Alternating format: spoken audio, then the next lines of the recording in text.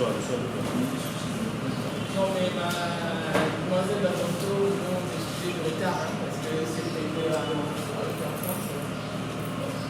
Les raisons de volonté, il faut commencer en même temps. Parce que sinon, on va remplir les formulaires. Oui, moi c'est ça. J'ai encore eu la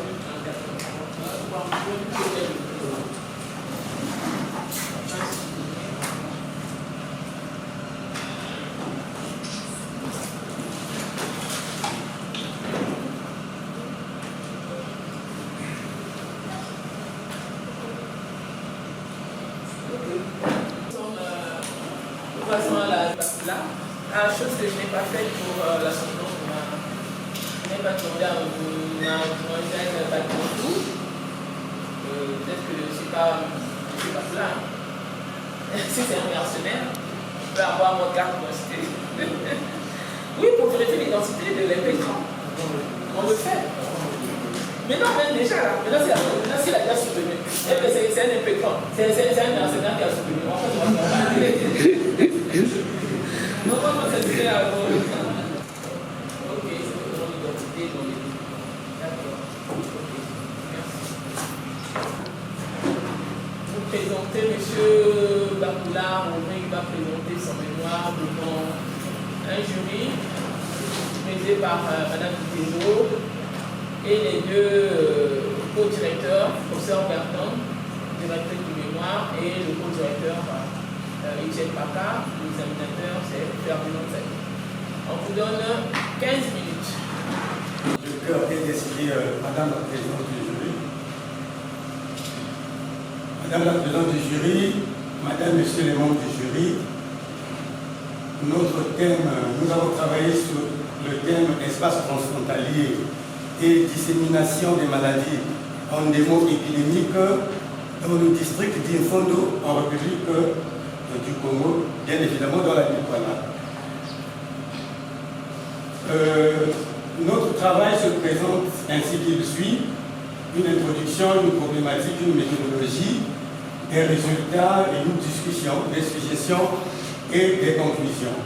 En introduction, Madame la Présidente du jury, Madame, Messieurs les membres du jury, les endémiques et l'épidémie viennent comme le monde ont marqué l'histoire à travers les grandes phases endémiques. Aujourd'hui, les espaces transfrontaliers et le passage interhumain facilitent la propagation des maladies.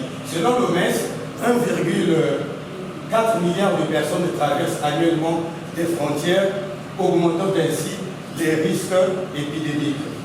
Nous avons pensé mettre un contexte. Le district d'Infondo se trouve dans une zone complexe en raison de sa position au cœur de la forêt équatoriale et du massif forestier du bassin du Congo.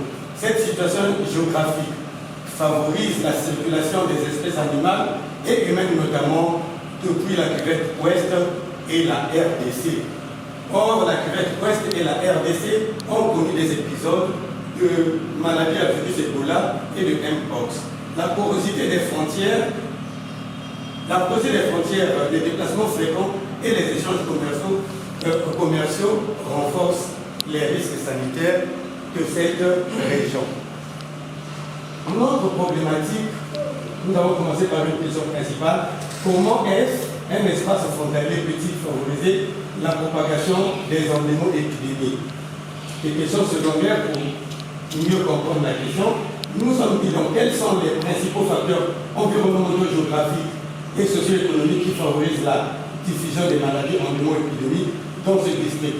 Quel rôle jouent les mouvements de population, réfugiés et migrants dans l'émergence de ces maladies? Comment les infrastructures sanitaires locales sont-elles préparées à faire face à ces défis d'épidémie? Enfin, quel rôle joue le contrôle sanitaire aux frontières dans la diffusion des maladies endémo-épidémiques dans le district d'Infondo? Nous avons un objectif, celui donc d'analyser l'impact de l'espace transfrontalier sur la diffusion des maladies endémo-épidémiques dans le district sanitaire. Spécifiquement, nous avons bien voulu identifier les principaux facteurs environnementaux, géographiques, socio-économiques qui favorisent cette diffusion. étudier également le rôle des mouvements de population dans cette émergence, évaluer l'efficacité des systèmes de santé en matière de prévention et de réponse aux épidémies, enfin évaluer le rôle du contrôle sanitaire aux frontières dans la diffusion des maladies endémiques dans le district d'Infono. Nous avons formulé une hypothèse. L'espace transfrontalier caractérisé, donc l'hypothèse centrale, principale, l'espace transfrontalier caractérisé par une forte mobilité et des échanges économiques constitue un vecteur significatif de la propagation des maladies endémiques dans le district d'Infono. Les hypothèses secondaires, les facteurs environnementaux, géographiques et socio-économiques favorisent la diffusion des maladies dans le district. Les interactions entre populations et les migrants augmentent effectivement ces risques et les systèmes de santé ne sont pas préparés à faire face à ces défis épidémiques. L'absence de contrôle sanitaire aux frontières favorise la propagation des endémiques épidémiques. Quelle a été notre méthodologie? Bien évidemment, notre lieu d'étude était dans le district et donc le district de Fondo. Le type d'étude que nous avons réalisé une étude mixte, quantitative et qualitative. Nous nous sommes basés sur des sources d'information, donc de la documentation, et également nous avons mené une enquête sur le terrain. Notre échantillonnage était raisonné parce que nous l'avons ciblé. Des outils de collecte de données, nous avons, n'est-ce pas, des questionnaires et un guide d'entretien et des techniques de collecte de données, n'est-ce pas. Nous nous sommes basés sur l'observation des phénomènes et utilisé le logiciel Excel pour l'analyse des données. Quels ont été finalement les résultats? Alors, au 21 août 2024, 18 737 cas ont été suspectés ou confirmés de Mpox, ont été dénombrés depuis le début de l'année en Afrique, avec donc une incidence de 1200 nouveaux patients en une semaine. Donc cela a été rapporté par CDC Afrique. Et le 13 septembre 2024, 26 544 cas de Mpox, donc 5 735 ont été confirmés et 724 décès ont été reportés dans les 15 pays africains, c'est toujours selon CDC Afrique. Alors, ça c'est donc des cas de Mpox à Infono en 2023 et des décès des enfants autochtones. Quelle a été donc l'évolution épidémiologique du Mpox de 2023 à 2024?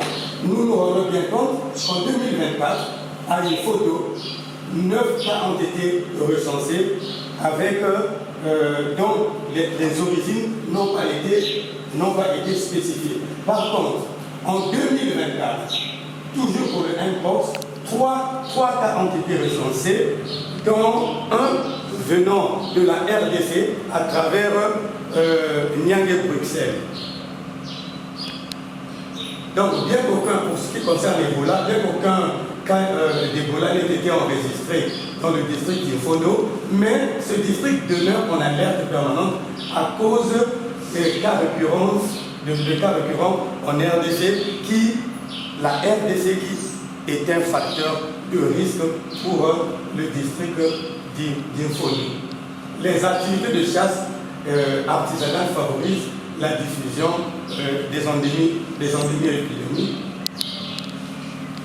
Les lieux d'échange commerciaux, c'est que vous le voyez dispersés dans le district d'Infono, sont également des éléments. Les activités commerciales, effectivement, dans les marchés, sont donc la vente des poissons, bien évidemment, et les viandes de brousse de la vente locale. Excusez-moi, Madame la présidente du jury, Madame, Monsieur le membre du jury, nous avons remarqué, sinon collecté des informations, selon laquelle 3276 personnes venues de la RDC sont rentrées dans le district d'Infono. Alors, les interactions informelles ont porté principalement sur les produits vivriers et première nécessité indispensable à la succession des populations locales. La première cause ici, nous voyons bien, nous sommes à 5 heures du matin, donc des pirogues qui reviennent des villages de la RDC pour venir accoster au district de Fondo. Donc là, nous sommes à 5 heures du matin. Il nous aurait fallu de nous réveiller à 4 heures du matin pour prendre ces images et au fur et à mesure. Pour ce qui concerne la santé, le district de Fondo n'a aucun spécialiste, aucun médecin spécialiste, un plateau technique insuffisant, des ressources financières inégalement réparties et consacrées aux fournitures de bureaux. Le district du Fondo partage avec la République démocratique du Congo 26 points d'entrée-sortie situés sur le fleuve Ubangi. Parmi ces points, 22 sont de nature informelle. Ces mouvements d'entrée-sortie sont quasiment soumis à un contrôle, ne sont pas vraiment soumis à un contrôle douanier ou migratoire. De notre discussion, Madame la présidente du jury, Madame, Monsieur les membres du jury, les résultats sur l'identification des facteurs environnementaux, les résultats des études de Kélia Gasquet et Blanchard, les Aurélie confirment effectivement que ces résultats viennent confirmer effectivement nos conclusions, car il se trouve que la chasse et la consommation d'animaux sauvages sont des vecteurs de transmission de maladies telles que le Mpox, le virus Ebola et la propagation d'autres pathogènes. Sur le rôle des mouvements de population, les conclusions de cette étude rejoignent celles des travaux de la mobilité et les maladies centrales, les maladies en Afrique centrale. Parmi ces études figurent donc celle de Didier Gompagné et d'autres auteurs. Sur l'évaluation et l'efficacité des systèmes de santé, les conclusions de notre étude sur cette situation en matière de prévention et de réponse reflètent les conclusions de plusieurs études sur les faiblesses structurelles des systèmes de santé dans les zones reculées. Parmi ces études figurent celles de l'OMS, bien évidemment, M. Lopez et John Arthur. Pour ce qui concerne enfin l'évaluation du rôle de contrôle sanitaire aux frontières, les conclusions de notre étude sur la faiblesse du contrôle sanitaire des frontières exposent la région, n'est-ce pas, à des risques accrus de transmission épidémique ont été renforcés par les résultats de l'Efèvre et d'Ongala et Tikaya. Nos suggestions, Madame la présidente du jury, Madame, Monsieur les membres du jury, c'est donc de mener des recherches approfondies sur cette thématique, impliquant l'ensemble du département afin d'élaborer une cartographie excessive, enfin réaliser une étude analytique sur les maladies tropicales négligées. Cela donc pourrait être envisagé dans nos études futures. Somme toute, il ressort que les facteurs environnementaux et géographiques favorisent la diffusion des maladies endémo-épidémiques dans le district d'Infondo. Voilà présenté Madame la présidente du jury, Madame, Monsieur les membres du jury, succinctement le travail. Merci. J'ai noté mon travail en 13 minutes. Là, on a l'examinateur, je vais passer la parole aux deux directeurs. Maintenant, je vais présenter commençons par le professeur de la France de la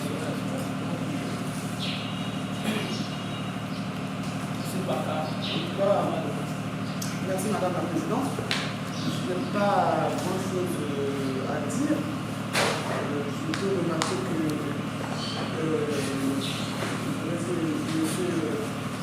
mais c'est monsieur Bakoula, j'avais dit Bakatou. Bakatou est resté dans ma tête. Comme je l'ai dit tout à l'heure pour sa collègue, le travail est bien structuré, organisé en chapitres. Et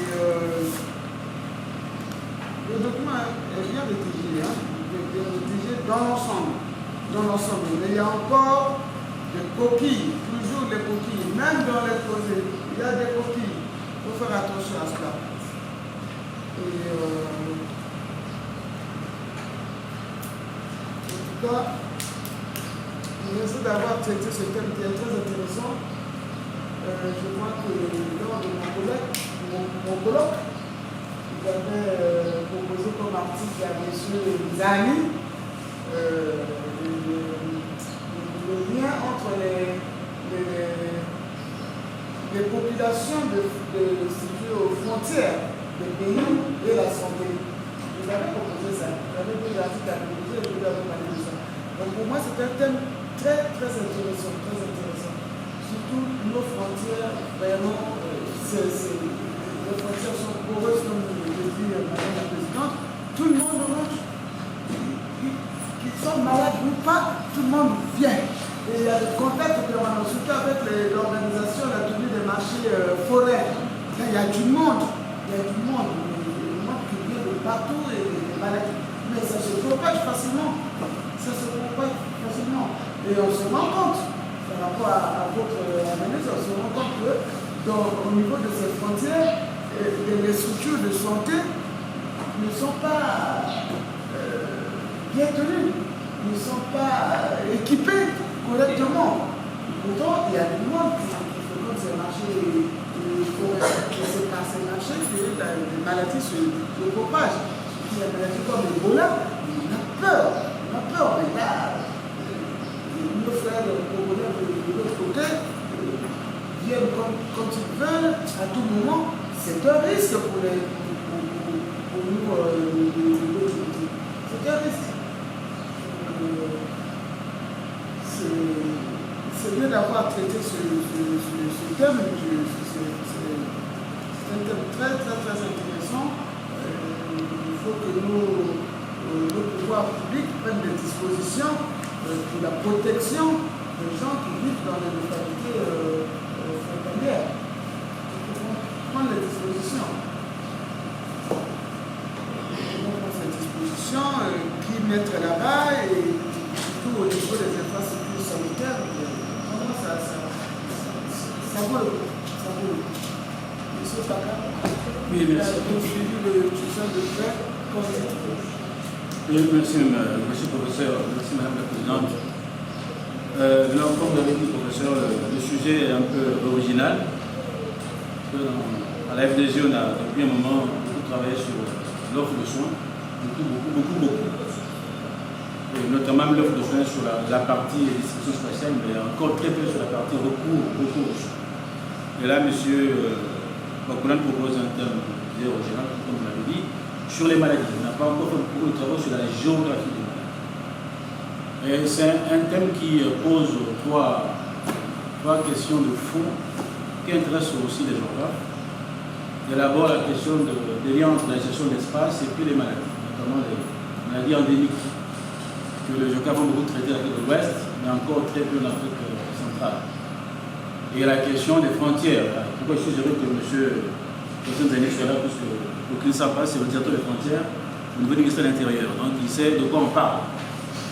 Donc, il y a la question des frontières qui sont poreuses, comme on l'a dit, et donc le virus n'a pas de frontières. Le virus circule, il n'y a pas de frontières. Et donc la troisième question, c'est celui de l'offre de soins. Comment organiser ce qu'on appelle l'assurance épidémiologique le long d'une frontière qui est poreuse?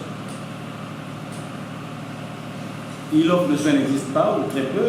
Il y a des centres fixes, mais on a une quinzaine de points frontières. Comment on va sauver tous ces points? Donc il y a le problème du contrôle sanitaire des frontières. Donc c'est un thème qui est assez original. Comme M. Bakoulan l'a proposé, j'avais quelques réticences, mais bon, il a essayé de débrouiller pour rendre un travail intéressant. C'est serait bien qu'il travaille sur ça pour sa thèse, s'il le souhaite. Ce serait absolument important. Alors, la Lipoala, c'est On ne sait pas, c'est le foyer historique du Mpox au Congo. Une zone forestière au contact de la RDC, qui est le foyer principal du foyer Mpox en Afrique. 70% des cas d'Mpox en Afrique, c'est en RDC. Mais Nicolas, c'est aussi il n'en a pas parlé, monsieur là, c'est aussi la RCA. La région de la Sangra, la Nova, la RCA, c'est aussi des foyers historiques. Donc, du point de vue géographique, le Nicolas se situe sur un espace au cœur du problème, une sorte de continuum géographique est-ouest par rapport à la RDC, nord-sud par rapport à la Centrafrique. Et une région forestière où les gens vivent avec la forêt, vivent en contact avec des animaux que l'on suppose être des porteurs de ce virus. À un moment donné, on a parlé du singe, mais en fait, ce n'est pas le singe, c'est des rongeurs. Le singe n'est qu'un intermédiaire dans la transmission du virus. Et puis, c'est une maladie rurale dans ces régions, dans Nicolas. C'est plutôt des foyers isolés. Il y a Ifondo, mais il y a aussi Dongo, il y a Pena aussi. Il y a des micro-foyers isolés entre eux. C'est très bien de faire l'analyse géographique, mais j'espère qu'on aura plus tard d'autres données. Donc, c'est un travail qui a été fait de 98 pages, organisé, comme a dit Madame la professeure, en 3 chapitres. Le premier chapitre s'intéresse donc à la Nicolas, comme région forestière, endémique de Mpox. Avant, on disait le monkeypox, mais on dit maintenant le Mpox. Parce que le monkeypox, c'est péjoratif, ça va vraiment au singe. Or, le singe n'est pas, quand on se voyait comme étant le support principal. Donc, la première partie de la Nicolas, zone forestière, activité commerciale, frontières poreuses, on vit avec la forêt, on mange la viande de brosse, qui est le principal intermédiaire dans la transmission. Le chapitre 2 donc s'intéresse à la diffusion de ce que l'impétrant nomme les endémo-épidémies. D'ailleurs, ma question c'est qu'est-ce qu'une endémo-épidémie? Au passage, je ne vous pose pas mes grands-mères. Qu'est-ce qu'une endémo-épidémie? Ça fait plusieurs des endémo-épidémies et leurs facteurs. Donc, tu l'as évoqué ici, les frontières, le manque de soins, ainsi de suite, ainsi de suite. Et enfin, le chapitre 3 revient sur le but des pays centrales de notre début, sur l'offre de soins. Donc, il faut savoir comment, comme je disais tout à l'heure, organiser la séance épidémiologique dans une zone enclavée, où il y a une frontière qui est poreuse, où il n'y a pas de point de contrôle, il n'y a pas de contrôle sanitaire. Et donc, voilà, je pense que le travail de M. Bokula est original. Dans nos pays, parce qu'il n'y a pas assez de données. Voilà, mais c'est un travail, j'espère qu'il y aura la suite de ça. Soit sur le Mpox, soit sur d'autres pathologies, en s'inspirant du travail qu'a fait Émilie Gasquet sur Ebola, sur la frontière, encore une frontière Gabon-Congo, sur Ebola, là aussi l'espace transfrontalier. C'est un travail original important. Je pense qu'il mérite d'être félicité à juste titre. Voilà, merci beaucoup, Madame la Présidente. Merci, M. Martin. La parole est à M. Zané, Merci beaucoup, Madame la Présidente du jury. Je commence par féliciter M. Bakula pour le courage accepté de travailler sur une zone très éloignée. Ça nécessite un courage et des efforts financiers. Parce qu'il faut se déplacer, aller sur le terrain. Comme a dit l'encadreur principal, c'est un travail très original, voilà, et qui aborde un thème d'actualité. M. Bakula a travaillé sur le thème espace transfrontalier et dissémination des maladies endémo-épidémiologiques dans le district d'Infondo, département de la Nicolas, du Congo. Il est important dès le début de distinguer les concepts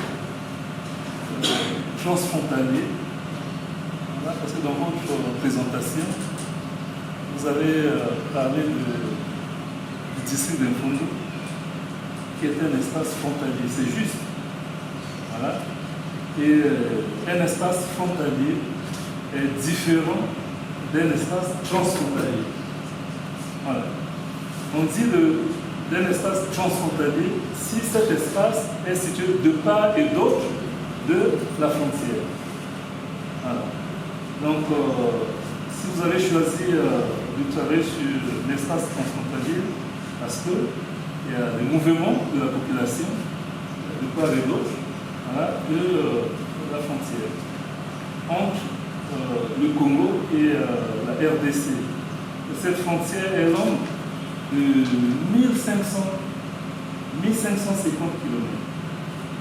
1550 km, délimitée pendant la période coloniale, partiellement démarquée sur 20 km zéro.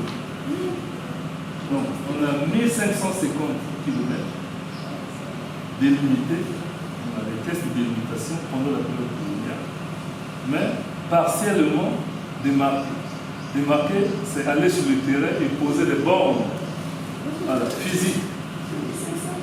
Voilà. Sur les 1750, le 20 km, c'est à peine dans le pool, donc c'est la frontière terrestre, qui est longue de 350 km. Donc, votre zone d'étude est délimitée, mais non démarquée. C'est vrai, c'est une limite naturelle, par le Congo de Lubongi, qui est la frontière naturelle. Au niveau de Lubongi, on n'a pas de bonne frontière qui indique que. Mais aussi le problème des îles. Voilà. Les îles. Nous sommes en face d'un géant démographique, plus de 100 millions d'habitants. Donc on a eu une pression démographique de la RDC vers notre pays, le Congrès de la RDC. Alors, comme a dit Dr Baka, les virus n'ont pas de frontières, mais les animaux aussi n'ont pas de frontières. Ils n'ont pas aussi de nationalité. Donc les populations, dans tout ce qui est chasse et pêche, ils vont de part et d'autre de la frontière. Donc j'ai énuméré quelques remarques et suggestions. Commençons par l'actualisation des données. Sur le découpage à la page 7, vous parlez du département, du district d'Infondo qui compte, du département d'Infondo qui compte 7 districts. Une partie du département de la Liguala. Il a été rattaché au niveau du département Congo-Ubongi. Il y a une carte sur le découpage administratif du département de Liguala où le district de Luganda appartient encore au département de Liguala. Vous allez passer justifier pourquoi Infondo, pourquoi la Liguala. De nos jours, le Congo compte 15 départements. Et sur les 15, 14 ont au moins une frontière avec un pays limitrophe. 14. Il n'y a que le département, dorénavant, il n'y a que le département de la Cuvette qui n'a pas de frontière avec un pays limitrophe. Les autres ont au moins une frontière. Voilà. Et donc, c'est une question à vous noter. La Cuvette. Le département de la Liguala. Et pourquoi le district d'Infondo? Parce que si je prends à l'échelle du département de la Liguala, le district de Bétou a 2 frontières internationales. Le district de Bétou. Il y a une frontière avec la RDC. Voilà. Et il y a une frontière avec la RCS. Là où le fleuve Congo s'arrête à 3 degrés 30 minutes, dans le point là, c'est un point triple qui appartient aux 3 pays sur Lubongi. Voilà. C'est là où la frontière avec la RDC s'arrête et c'est là où la frontière entre la RCA et la RDC commence. Pourquoi avoir choisi Mfondo, pourquoi pas Betou qui a 2 frontières internationales avec le pays limitrophe? C'est une question que vous allez répondre après. Donc je disais tantôt, il faut le voir. Hein. On est à 15 départements et 92 districts. Voilà. Si nous sommes à 15 départements, 99% des départements sont frontaliers. Pourquoi la Lukota? Ensuite, vous devez revoir la carte sur le district d'Infondo, la première figure, à la page 8. À la page 8.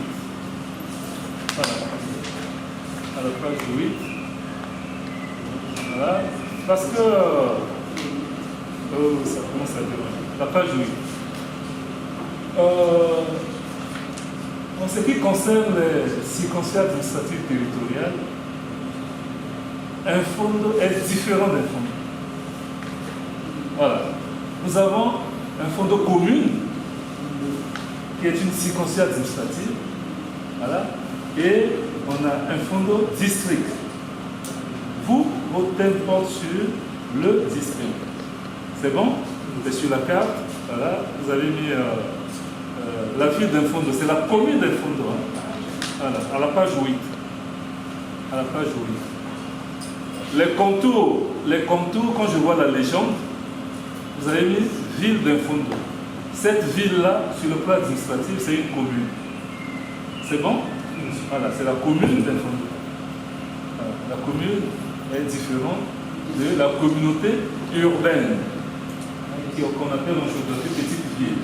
Hein, petite ville. Voilà. Donc, vous devez revoir cette carte.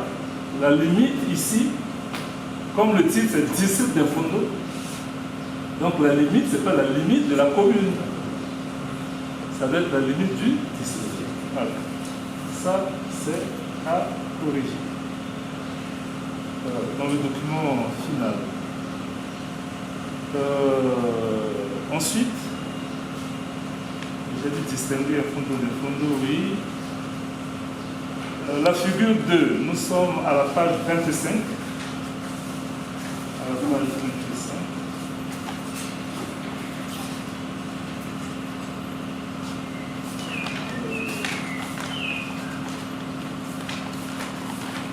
Voilà. Cette carte-là, c'est déjà dit, il faut... Le docteur Pater lui placer pour... Même si les données ne sont pas officielles, mais dans le cadre de la recherche... La question que je devais poser à Titi, c'est la révision on rencontre ce nouveau découpage. La carte n'est pas encore. La carte n'est pas encore. Officiellement, on n'a pas les limites encore. Voilà. Et puis, il a réalisé son étude avant la publication de cette carte. Et donc, il faut le signifier dans la... Il faut le signifier en avant. Parce qu'on est en 2025. Avant, il aurait été dans l'école. Oui. Voilà. Les textes sont 2024. Donc, il faut le signifier dans la méthodologie. Voilà. Il faut le signifier. S'il faut garder tel que présenté, il faut... Parce que les données sont déjà publiées au journal officiel. On a le ressort territorial de nouveaux départements. Donc, il peut citer, à défaut de travailler avec le docteur Pater, vous pouvez venir au niveau de la direction des frontières. On va vous aider à remodeler. Sans citer officiellement que c'est l'hygiène. La source. Oui, mais c'est la loi. C'est la loi. C'est la loi qui donne le ressort territorial. Voilà. La source, c'est la loi, c'est pas l'hygiène, c'est pas ni la légèreté. Merci. Bon. Donc, il y a ça. Et donc, il faut rapidement publier la carte. oui, on a intérêt à rapidement publier pour éviter que les fausses cartes circulent. Bon, et donc au niveau de la page 39, la page 39, il faut revoir la numérotation des planches. vous annoncez la planche 5 et lorsque vous insérez, voilà, vous insérez la planche 3.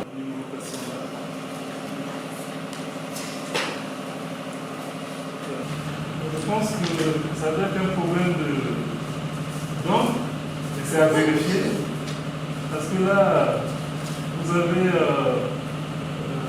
le gongi qui est en vert, c'est mon document. Et c'est pas si c'est comme ça, à la page 67. Hein? Figure 15. Voilà. Le cours d'eau c'est en bleu. Voilà. En géographie, la couleur véhicule l'information. On a mis source hygiène. Voilà, on a mis source hygiène. Non, c'est pas comment ça. On a mis le feu dans le vert. Voilà. Bon, donc, hein, ça c'est à revoir. Il y a des gens qui ont fait un extra, mais c'est pas léger. Bon, hein, c'est à revoir la symbologie. J'ai dit en géographie, en cartographie, la couleur véhicule l'information. Quand c'est bleu, automatiquement on ne réfléchit pas, on sait que c'est l'hydrographie. Quand c'est vert, on sait que c'est la végétation. Voilà, donc ça, il faut rapidement vous parler de la desserte médicale. Hein, il y a le ratio. Ce qu'il faut noter, lorsqu'on prend la carte sanitaire du Congo, le département de la Lukwala, c'est un désert médical, d'une manière générale. Moins desservi en formation sanitaire, mais moins desservi en personnel. Voilà. Et donc, il faut comparer ce ratio avec les normes. D'abord au niveau national, ça donne quoi? Vous étiez dans la salle lorsqu'on a fait la remarque à votre collègue. Au niveau national, les normes donnent quoi? Et au niveau international de l'OMS, ça donne quoi? Est-ce que c'est conforme aux normes internes dans le Congo et aux normes de l'OMS? Il faut aller au-delà. Voilà. À la page 53, il faut revoir, redimensionner. C'est vraiment, les photos sont en miniature. Donc c'est 53. La page 53, la planche numéro 6. Ça, c'est vraiment les photos format identité. La photo format identité que vous avez mis au niveau des planches. Il faut... Donc, Madame la Présidente, pour le reste, on aura le temps d'échanger avec l'impétrant. Il connaît le bureau. C'est là où on avait l'habitude de faire cours avec vous. Si je le faisais déplacer, ils ne sont pas nombreux pour la spécialité. Donc pour terminer, le mémoire présenté par l'impétrant, c'est un travail original et d'actualité. Je félicite l'étudiant pour son courage. Accepter de travailler, la plupart n'ont pas ce problème. Nos étudiants travaillent plus à Brazzaville et dans les départements autour de Brazzaville. Accepter d'aller à Fondo, c'est pas de n'importe. Voilà, donc j'ai quelques questions. Voilà. La première, bon, ça on a déjà abordé. Le Congo compte 15 départements et 82 districts administratifs. 14 départements du Congo sont frontaliers en dehors de la cuvette. Qu'est-ce qui a justifié? Voilà. Qu'est-ce qui a justifié le choix du département de la Lukwala et pourquoi le district d'Infondo? Pourquoi pas Béni? Vous allez répondre à cette question-là. Et dans ce complexe, la deuxième, dans ce complexe pathogène diversifié, quelles sont les principales pathologies? Quelles sont les principales pathologies responsables du recours aux soins de santé de la population dans votre zone d'études? Voilà les deux questions que j'avais à vous poser. Merci. Monsieur Mapoula, vous avez relevé la question. Si vous pouvez répondre. Les questions vous ont été posées. Merci Madame la Présidente du jury.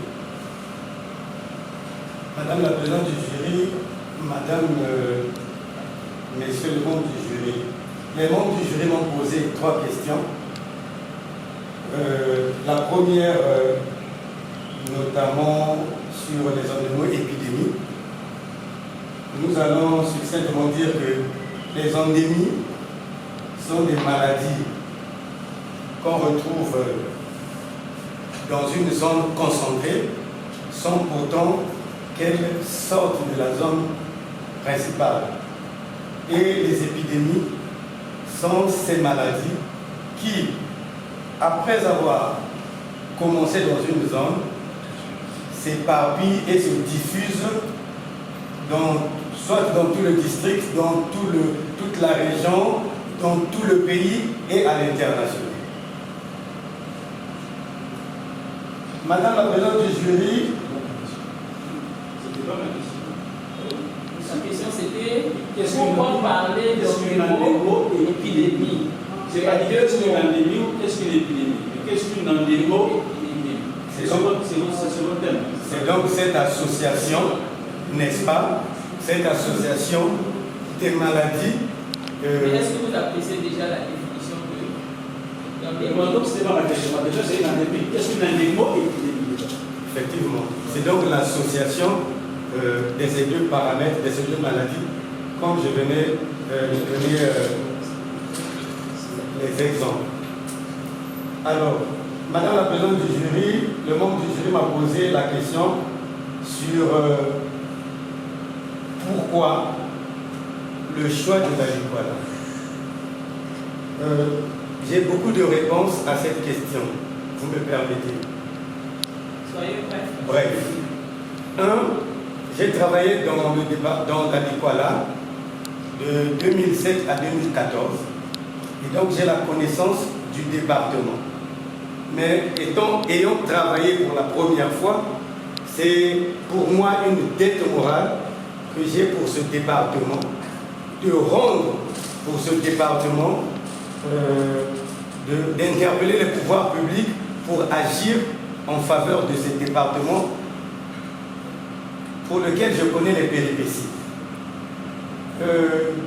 La deuxième raison, les défis, pardon.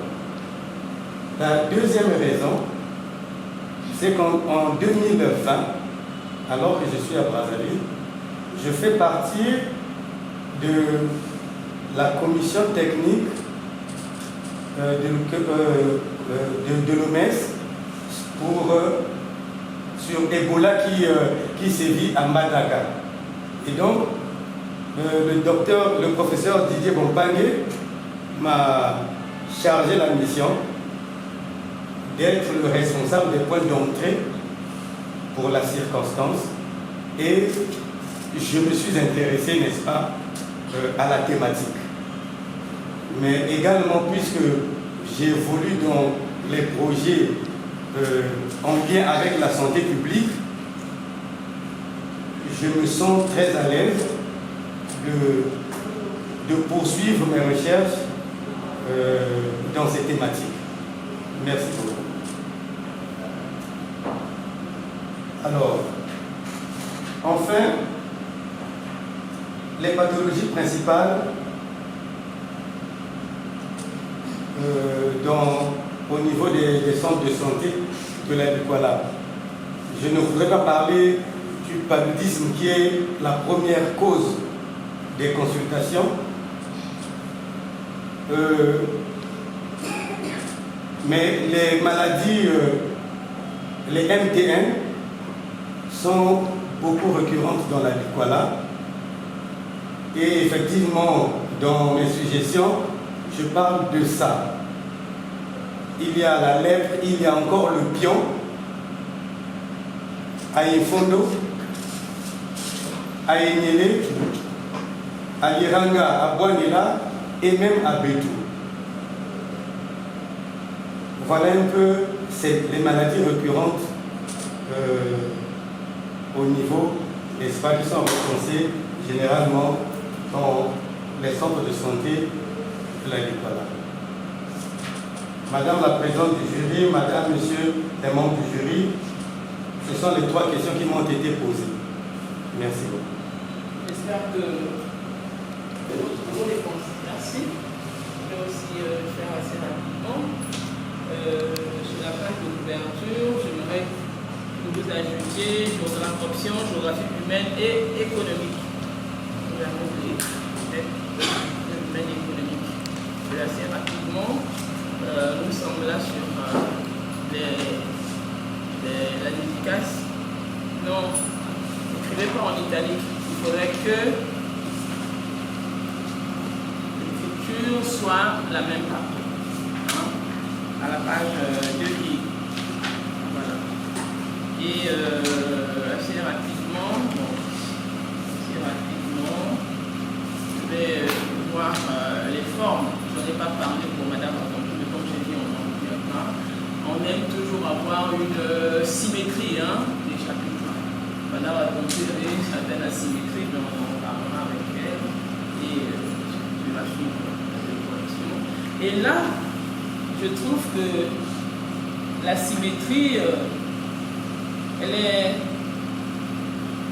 quasi bonne, mais seulement il y a des données qu'on ne devait pas retrouver, par exemple, en introduction générale. Vous avez 22 pages en introduction générale, 25 pages au chapitre 1, mais le chapitre 1 doit être utilisé. Oui, le chapitre 1, on peut avoir deux chapitres et organiser les chapitres 2 et 3. On peut avoir 4 chapitres pour harmoniser afin que on n'ait pas les données. On ne peut pas avoir dans l'introduction des photos en non. On en parlera. Ne pas on gagne du temps. Ne pas. Voilà. C'est pas possible. Comme disait le professeur Bertrand, vraiment c'est un document, moi je vous dis, bon, bien écrit, mieux écrit par rapport à votre collègue quand même. Mais les copies qu'on me dit, non pas. J'aurais bien voulu que, voilà pourquoi ça vous a rattrapé. Vous n'avez pas parlé du contexte. Alors si vous avez parlé du contexte dans votre travail, je crois que M. Dani n'aurait pas posé la question pourquoi il faut. Et vous êtes empressé de parler de la justification. On ne peut pas justifier sans parler du contexte. Et pourtant, dans votre présentation, vous parlez du contexte sans parler de justification. Donc, il faut harmoniser tous ces éléments pour que ça soit bien fait. Et je voulais aussi dire ici, par rapport à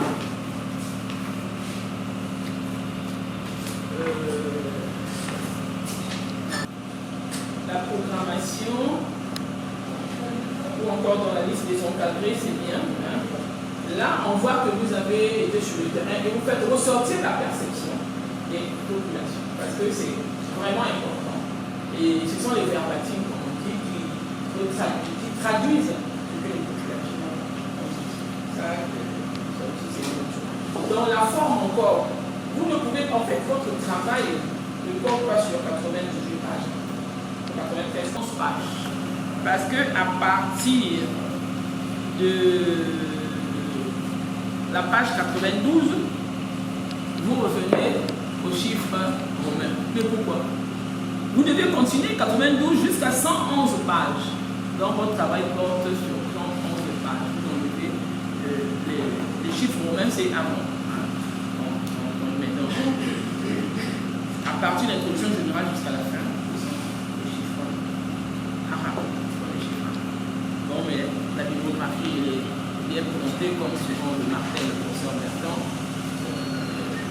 La bibliographie Camès, il faut regarder, il faut venir au département, prendre une revue Balouki. Bon, je trouve que c'est quand même acceptable. Mais seulement, je ne peux pas comprendre qu'on ne retrouve pas la webographie, parce que dans la webographie, on doit retrouver le site, l'heure.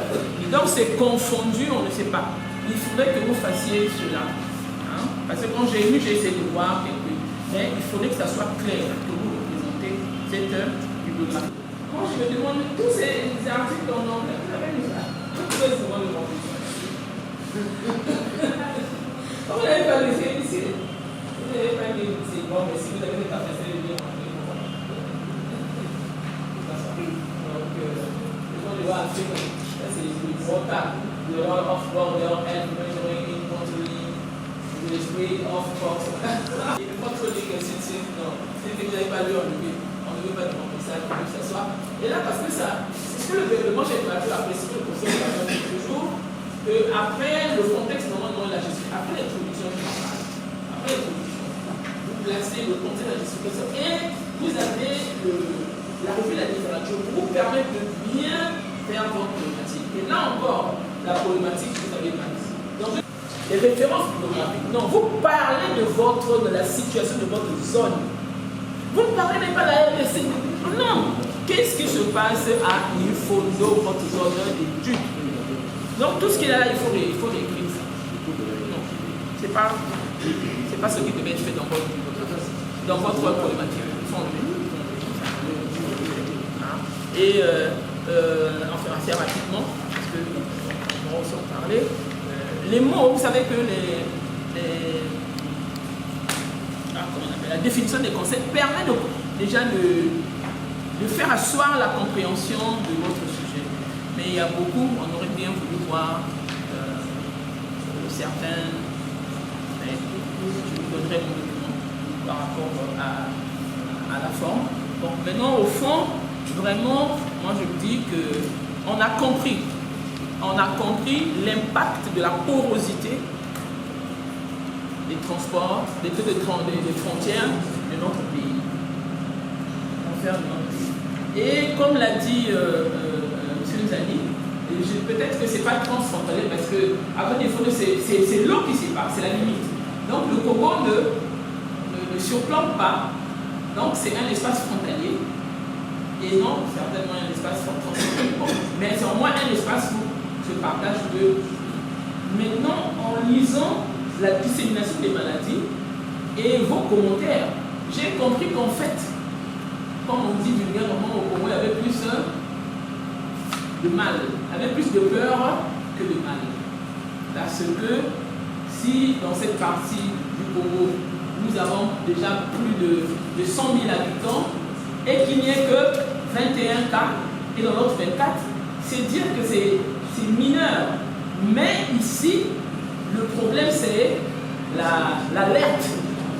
C'est l'alerte et il faut une surveillance médicale pour ne pas qu'un jour, avec cette fragilité, que les cas qui sont importants en RDC ou en RCA puissent fragiliser notre zone qui est déjà endémique. Il ne faudrait pas qu'elle devienne épidémique. Il faut vraiment veiller à ça. Quand j'ai lu vraiment une bonne partie pratiquement de c'est ce que j'ai compris. Et quand on voit vous parler de pox, mais il y a eu combien de morts? On n'a pas eu. J'ai vu trois atteints, mais il n'y a pas eu de mort. Mais nous avons vu, j'aurais bien voulu vous en parler également, de la riposte quand même. La riposte, c'est de stabiliser cette zone à travers différentes interventions. Mais là, je ne sais pas, est-ce que je n'ai pas vu dissémination de maladies? Est-ce qu'on peut parler de dissémination avec le moindre cas par rapport au nom de la population? Bon, pourquoi pas. Mais il faut nuancer quand même, il faut nuancer. Ça a été beaucoup plus posé par rapport à la période. Le premier cas d'influence, c'est 1983. Donc c'est déjà un diagnostic qui nous permet de comprendre, et c'est une aide à la décision, que cette zone doit être une zone de veille sanitaire.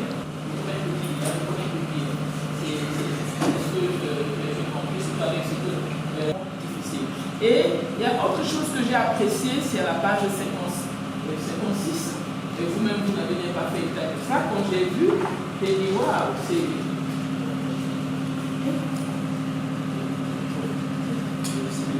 Oui, c'est ça. Oui, c'est là. Là, quand on voit, les Congolais ne viennent pas, ne se déplacent pas beaucoup pour aller en RDC, mais quand on voit toutes les flèches partent de la RDC vers le Congo. Donc le Congo est vraiment en danger.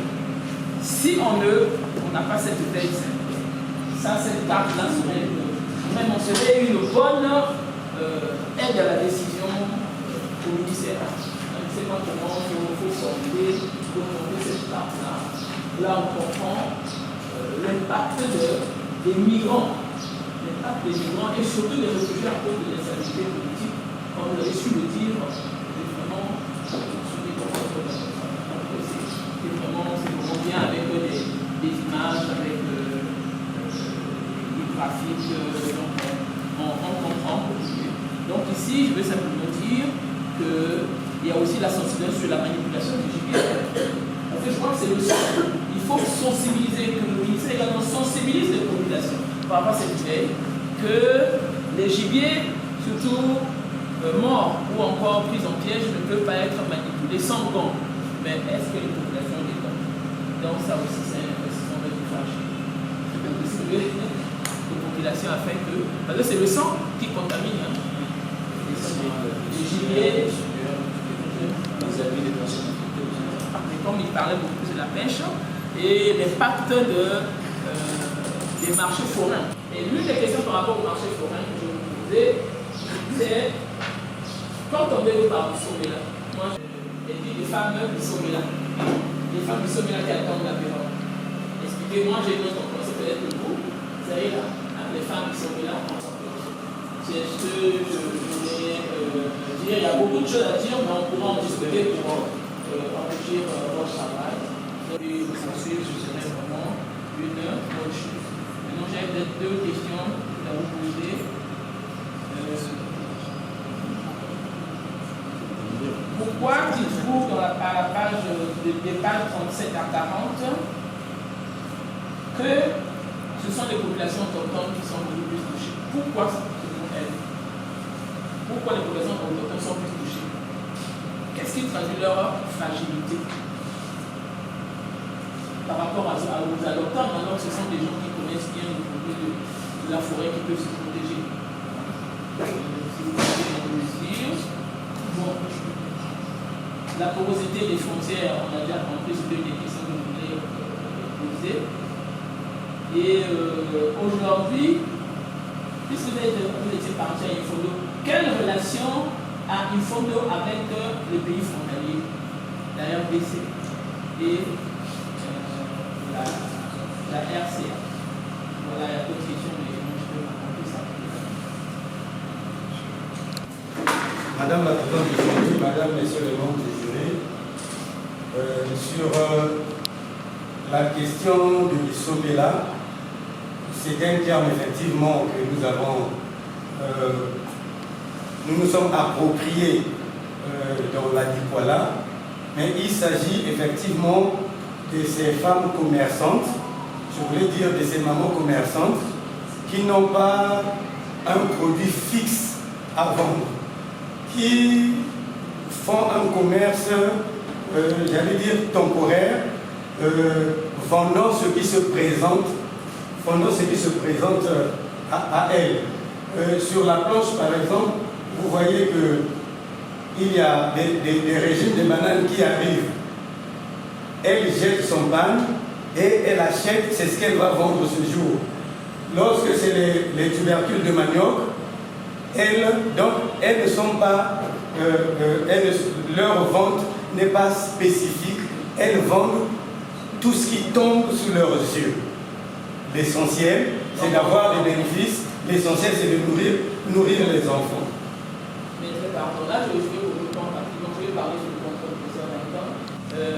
Le Bissomela, ce sont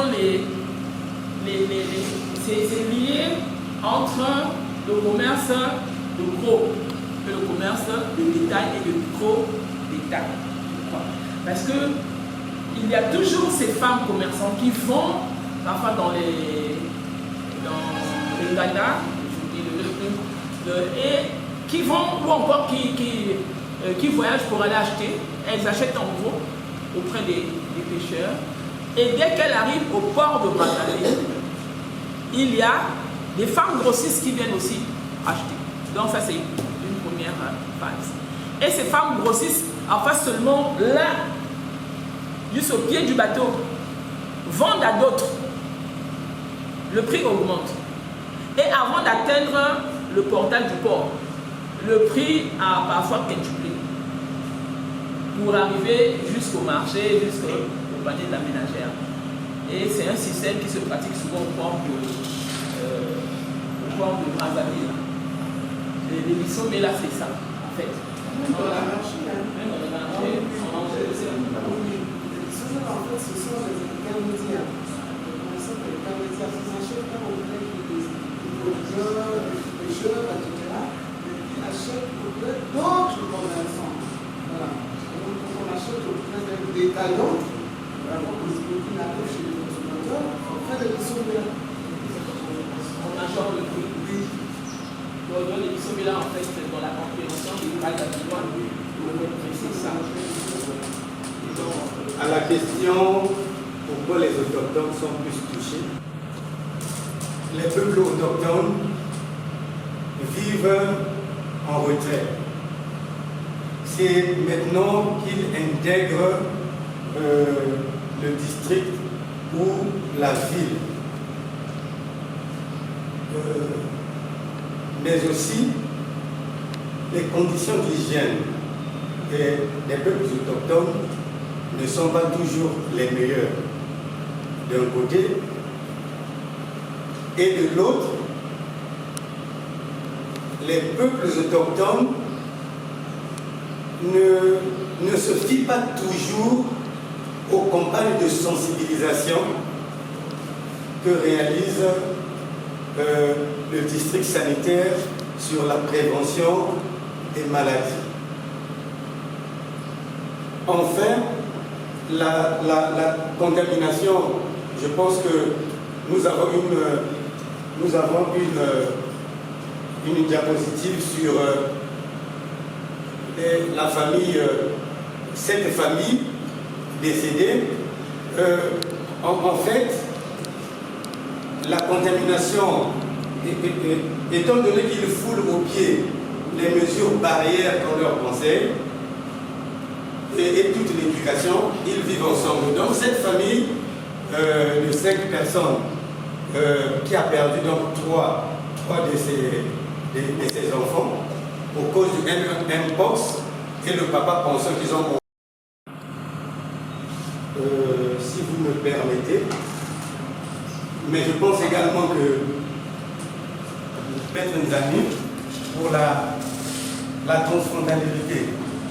Parce que dans le district d'Imfondo, Maître Nzami l'a signifié, il y a beaucoup d'îlots qui appartiennent, qui sont sur le fleuve Ubangi, qui appartiennent à la République du Congo, mais lorsqu'on arrive, sont plutôt occupés par... Et les mamans qui sont dans le district d'Imfondo, qui vont faire leur champ, ils appellent les Mafumba, sont obligés de traverser, aller dans ces îlots-là et sont en contact avec ces populations. Et donc, la contamination est possible. C'est la relation entre ceux de la L'autorité, la RDC, les autorités. Donc, si vous voulez, oui, la population sanitaire et les populations avec santé disent qu'il y a des équipes conjointes, normalement, qui devraient travailler lorsqu'il y a des flambées épidémiques. Donc, des surveillances d'une part et d'autre. Mais qui devraient, donc ils ne se font pas. Bon, d'accord. Merci. D'accord. Maintenant, c'est nous allons demander à l'assistance de ce monsieur.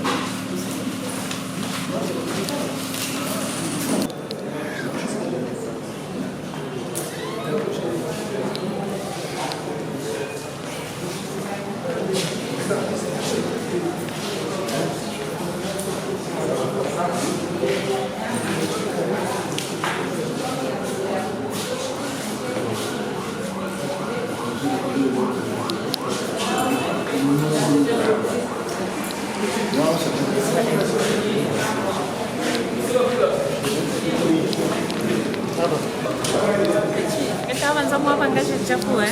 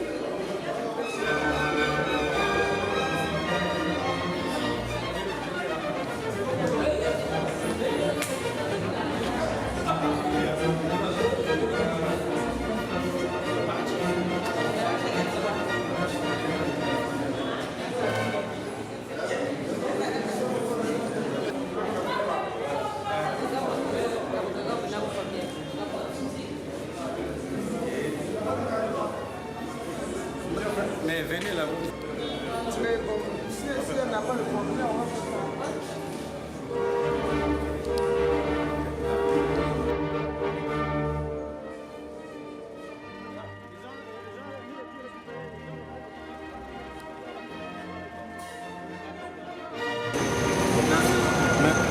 J'ai une réunion au bureau là, donc les autres sont déjà là, je dois partir.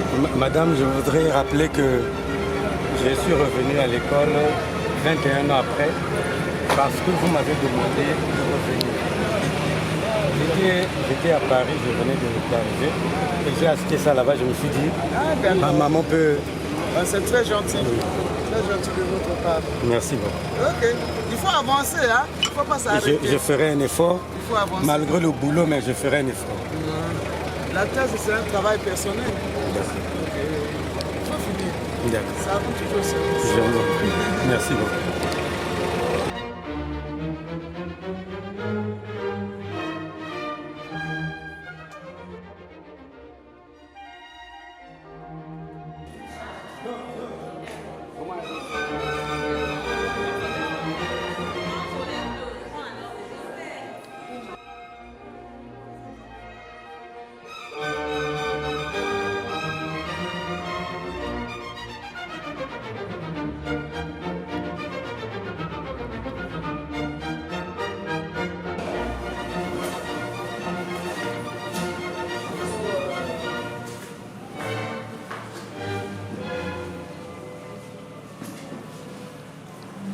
On revient à M.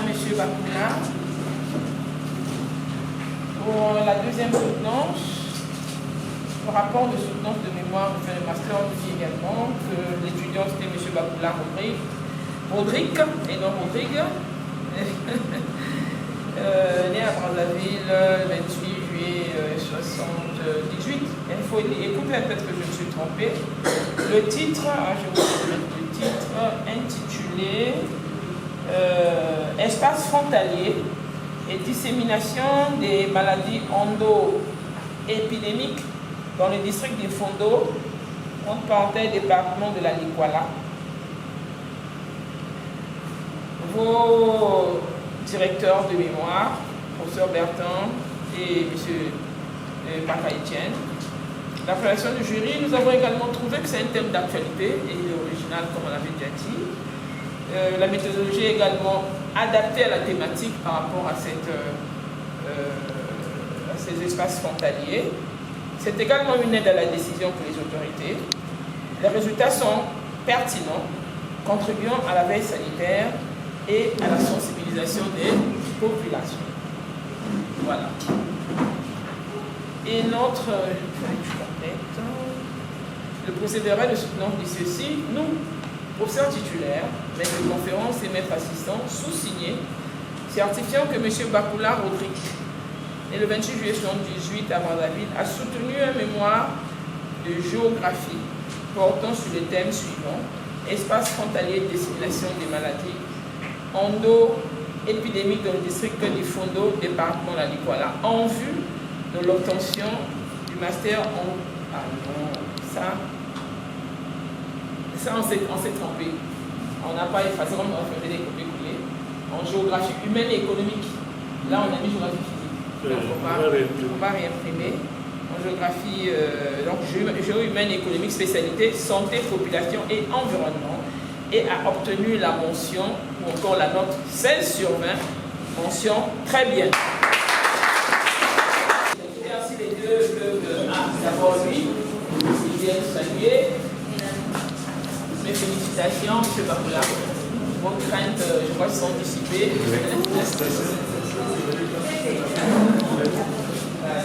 Donc, vous également venez, on laisse la chaise libre comme ça, vous pouvez me demander, et que l'on sache moins quelle était là, et s'est déplacé, des raisons professionnelles. Et que, on est là dans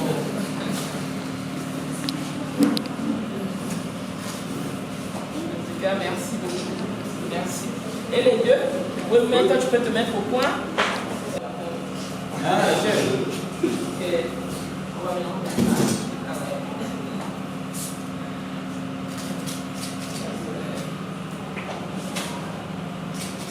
en tout cas, merci. On peut vous souhaiter bon vent. Et là, vous devenez spécialiste de la géographie. Normalement, la santé et vous, spécialiste en géomathématiques. Donc, vous pouvez faire valoir vraiment vos compétences par rapport à ça. En tout cas, merci beaucoup. Je ne vais pas garder sinon.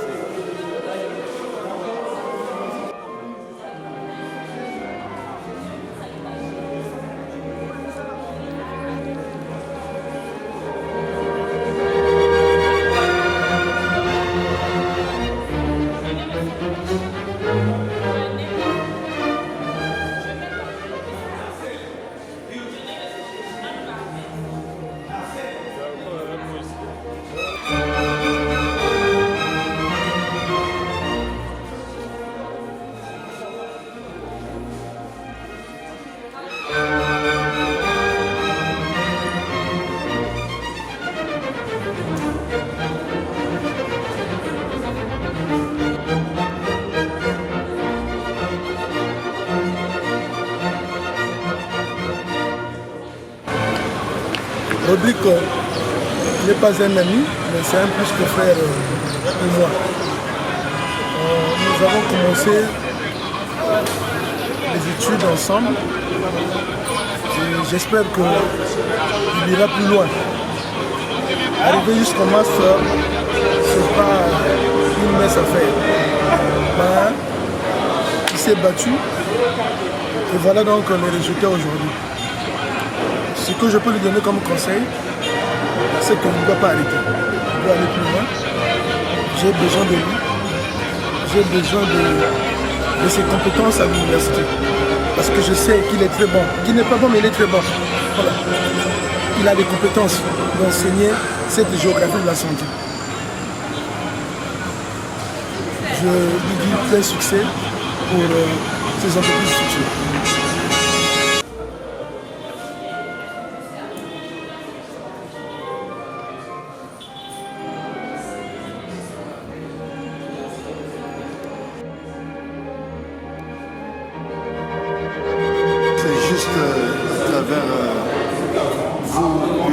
Les félicitations.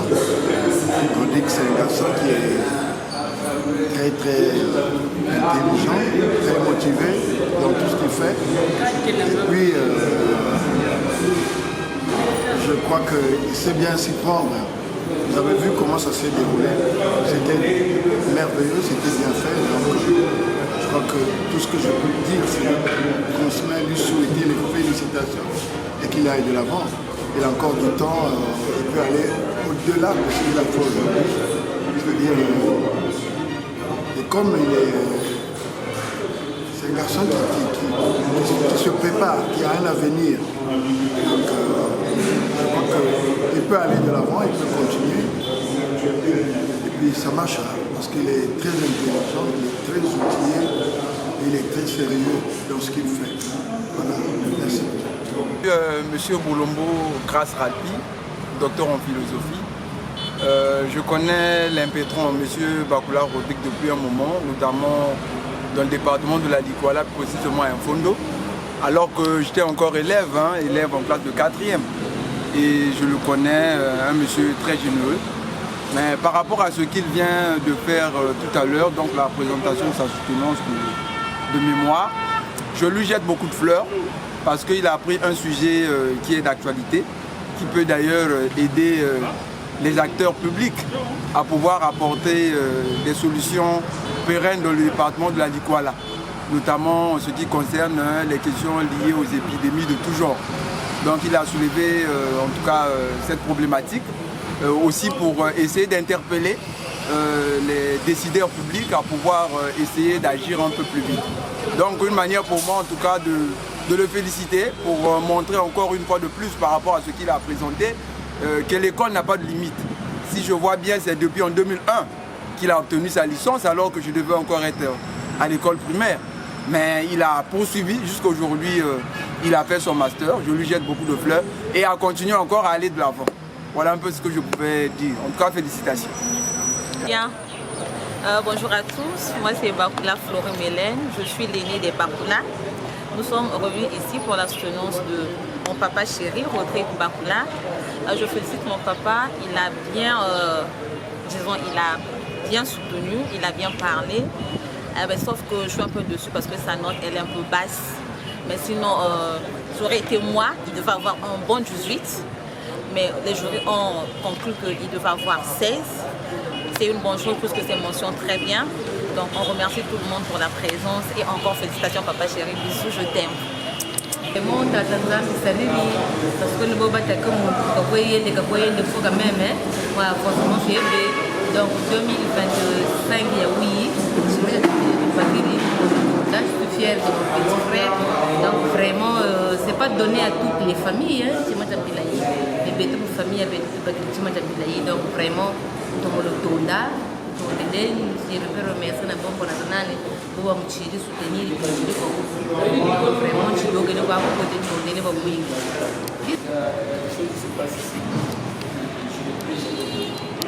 C'est ce qu'on dit.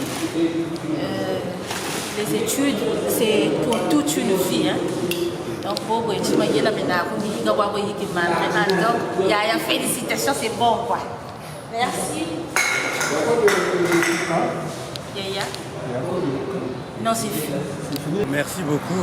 Je pense que qui commence bien finit bien. Malgré l'avant roué. La soutenance s'est bien passée. Il faut dire que puisqu'il faut faire la genèse, c'est en 2020 que j'étais reparti à l'école, donc 20 ans après, parce que j'ai eu ma licence en 2001. Donc je repars à l'école 20 ans après pour les réalités universitaires. J'avais laissé, je suis reparti à l'école. En 2020, malheureusement, je n'avais pas fait les examens parce que j'étais tombé malade. Mais je me suis dit, je ne cède pas. Et donc 2021, 2022, j'ai repris la première année de master. Et 2022-2023, normalement, c'est la deuxième année. Et les jours qui suivaient, en réalité, après avoir fait la collecte de données sur le terrain, ça devait être la soutenance. Mais les choses fonctionnent comme telles. Et donc, après beaucoup de changes, beaucoup de feedback avec les directeurs de mémoire, nous y sommes arrivés, Nous sommes donc arrivés à l'aboutissement, à l'accomplissement de ce travail qui a été apprécié. Le thème que j'avais choisi, c'est l'espace transfrontalier et dissémination des maladies endémo-épidémiques dans le district d'Imfundo, donc dans le département de la Likwala, pour plusieurs raisons, parce que simplement, j'ai commencé mon travail là-bas. J'ai commencé le premier boulot à Imfundo. J'ai été envoyé là-bas. J'ai aimé la localité. J'ai été bien accueilli parce que là-bas, on m'appelle Mwanamboka. Quand j'y vais, si j'ai l'occasion de partir, ça se passe. Les journalistes locaux ou locaux, si vous voulez, font passer l'information à la radio pour dire que Rodrigue Bakula, Mwanamboka Aïe. Ça veut dire quoi? Je me suis bien comporté là-bas et j'ai fait le travail social correctement. Voilà pourquoi les gens m'ont aimé. Alors, donc ce thème, je l'ai choisi et je pense qu'en thèse, je vais également choisir un thème pour la poursuite en thèse, toujours dans la Likwala, parce que je suis en train de faire un plaidoyer pour ce département qui a beaucoup de défis à relever. Et donc je voudrais être parmi les gens qui portent leur voix pour qu'un département, pour que certaines choses se fassent ou s'améliorent dans un département. Les gens me posent la question de savoir pourquoi j'ai choisi la Likwala. J'ai dit que j'ai travaillé là-bas, j'ai vu, mais aussi j'ai voulu montrer aux gens, ce que je n'ai pas dit au jury, parce qu'ils m'ont posé cette question. J'ai voulu montrer aux gens que ce n'est pas parce que je suis du pool que je dois me contenter d'étudier sur le pool. Je suis intellectuel. L'intellectuel, c'est celui qui n'a pas de parti pris. Et donc moi je pense, par là où je peux trouver un intérêt, je travaille. Lorsque le jour arrivera que je travaille sur le pool, sur le Nyari, sur la Bwenza, sur la cuvette ouest, je le ferai. Autant que ma tête fonctionnera, autant que j'aurai la possibilité de le faire, je le ferai. La note a été donnée, la mention très bien. Je pense que je ne peux que m'en féliciter. Et donc, je bénis le Seigneur pour ce pas qui a été franchi. Parce que je vous ai dit, j'ai une licence de 2001, que j'ai le master en 2025. C'est beaucoup d'écart. Donc, j'ai une devise, à cœur vaillant, rien d'impossible. Même jusqu'à 100 ans, on va m'appeler docteur. Merci beaucoup.